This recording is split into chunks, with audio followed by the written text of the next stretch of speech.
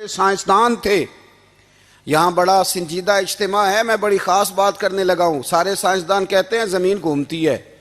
اعلیٰ حضرت نے اتنی موٹی کتاب لکھی ہے زمین ساکن ہے. فرماتے تھے ہم جیسے مرضی سائنسدان کہیں گے آپ نے دلائل دی ہیں. آپ فرماتے ہیں جب نبی کریم علیہ السلام کی حدیث مسلم شریف میں موجود ہے کہ جب اللہ نے زمین کو پیدا کیا زمین کانپنے لگی تو اللہ نے پہاڑوں کو میخیں بنا کے قلعے بنا کے اندر لگا دیا تو زمین ٹھہر گئی. فرمانے لگے جب مصطفیٰ کریم نے کہہ دیا ٹھہر گئی ہے تو سارے سائنسدان بھی کہیں تو ہم ماننے کو تیار نہیں کہ گھومتی ہے. انہوں نے دلائل دیے. وہ ہمیں نہ روز کہہ دیتا ہے ڈاکٹر آپ کی طبیعت خراب ہے، کھانسی ہے، گھر میں کسی اور کو تو نہیں؟ ہاں جی ہے جی. وہ کہتے اسی کی وجہ سے ہو گئی ہے. او خدا کے بندے، نبی کریم علیہ السلام نے فرمایا بیماری متعدی نہیں ہوتی، ایک سے دوسرے کو نہیں لگتی. اور بڑے سادے انداز میں مسلم کی حدیث ہے. ایک صحابی نے کہا یا رسول اللہ میرے اونٹ کو اس اونٹ سے خارش پڑ گئی ہے. تو اللہ کے رسول فرمانے لگے تیرے اونٹ کو تو اس سے پڑی ہے تو اس کو کہاں سے پڑی تھی؟ کہنے لگا جی وہ تو قدرتی معاملہ ہے. تو حضور فرمانے لگے یہ بھی قدرتی معاملہ ہے.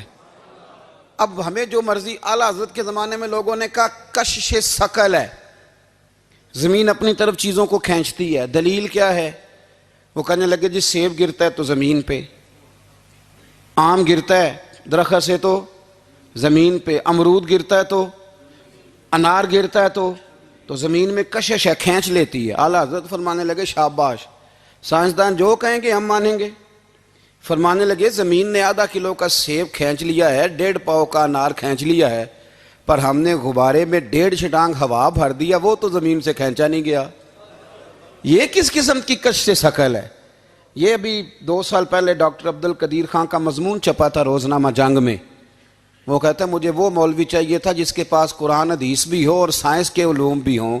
کہتا میں نے زمانے کے دروازے کھٹکھٹائے، پھر میں پہنچا بریلی کے امام کے پاس، اور کہتا ہے وہاں جا کے نہ میں ٹھہر گیا ہوں، اس لیے کہ مجھے قرآن و سنت کا نور بھی ملا ہے اور مجھے سائنس کے رموز بھی ملے ہیں.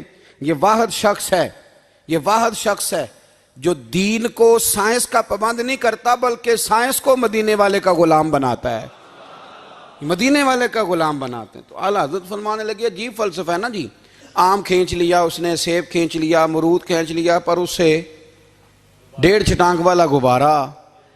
تو لوگوں نے کہا حضور پھر مسئلہ کیا ہے؟ آپ فرمانے لگے مسئلہ یہ ہے کہ ہر چیز اپنی اصل کی طرف لوٹ جاتی ہے. ہر چیز اپنی، سیب امرود انار زمین سے پیدا ہوتے ہیں تو زمین پہ گرتے ہیں. ہوا کی اصل اوپر ہے، اس لیے جب غبارے میں ہوا بھریں گے تو ہوا اس کو اوپر لے جائے گی. ہاں جب اس سے ہوا نکل جائے گی تو پھر غبارہ جو جس کی اصل ہوتی ہے ادھر لوٹ جاتا ہے. انسان مٹی سے بنا ہے تو جاتا کہاں ہے؟ مٹی نہ تے مٹی رہنا.